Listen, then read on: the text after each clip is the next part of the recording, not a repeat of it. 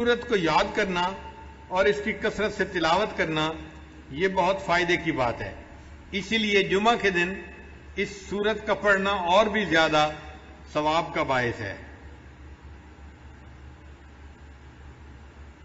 نبی علیہ السلام نے ارشاد فرمایا کہ سورہ کہف کو جمعہ کے دن تلاوت کیا کرو.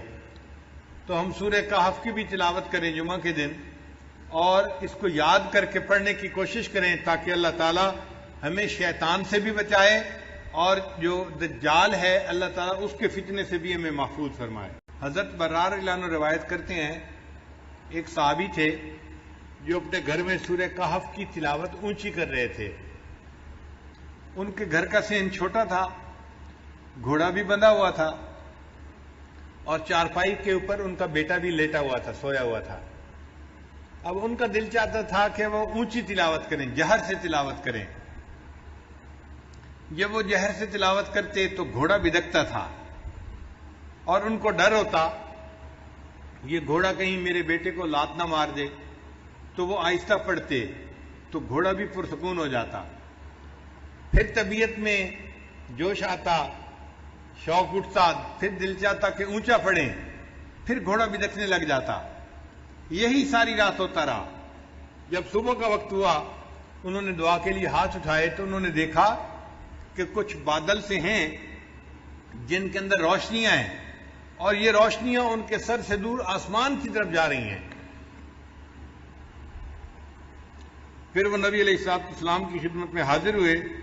فذکر ذلک للنبی صلی اللہ علیہ وسلم. انہوں نے نبی علیہ السلام کے سامنے یہ پوری رات کا قصہ بتایا تو نبی علیہ السلام نے فرمایا کہ یہ اللہ تعالیٰ کے فرشتے تھے جو تمہارے قرآن کی تلاوت سننے کے لیے تمہارے قریب آ گئے تھے. اگر تم تلاوت کرتے رہتے تو مدینے کے لوگ اپنی آنکھوں سے اللہ کے فرشتوں کو دیکھ لیتے. تو سورہ کہف کی تلاوت سننے کے لیے اللہ کے فرشتے آسمانوں سے نیچے اتر پڑے.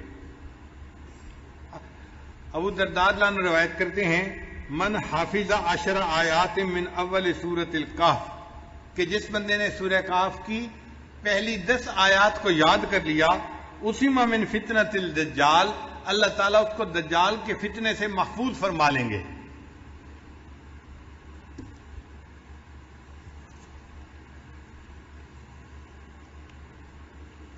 پھر معاذ رضی اللہ عنہ فرماتے ہیں کہ نبی علیہ السلام نے ارشاد فرمایا من قرأ اول سورۃ الکہف وآخرها کانت لہ نورا من قدمہ الی رأسہ کہ جس نے سورہ کہف شروع میں تلاوت کی اس کے لیے قدموں سے لے کے سر تک نور ہوگا.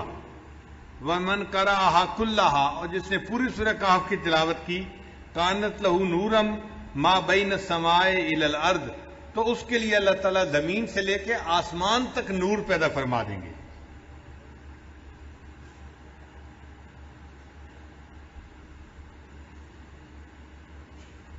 سیدہ صدیقہ رضی اللہ عنہا فرماتی ہیں من قرأ من سورۃ الکہف 10 آیات جس نے سورہ کہف میں سے 10 آیات پڑھی عند منامہ سونے سے پہلے اسم من فتنۃ الدجال اللہ تعالیٰ اس کو دجال کے فتنے سے محفوظ فرمائیں گے.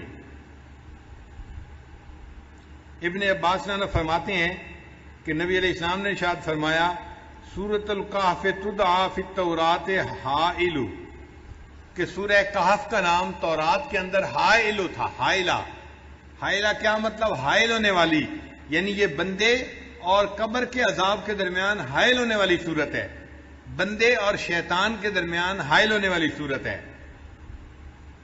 عبداللہ رضی اللہ عنہ فرماتے ہیں قال رسول اللہ صلی اللہ علیہ وسلم کہ نبی علیہ السلام نے ارشاد فرمایا البیت الذی تقرأ فیہ سورۃ الکہف وہ گھر جس کے اندر سورہ کہف کی تلاوت کی جاتی ہے لا یدخلہ شیطان تلک اللیلہ اس رات شیطان اس گھر کے اندر داخل نہیں ہو سکتا. یعنی جو بندہ رات کو سورہ کہف تلاوت کر لے گا اس گھر کے اندر شیطان رات کو داخل نہیں ہو سکتا. آپ اندازہ لگائیے اس سورت کی کتنی عظمت ہے کہ جس گھر میں رات کو پڑھی جائے شیطان رات کو داخل نہیں ہو سکتا.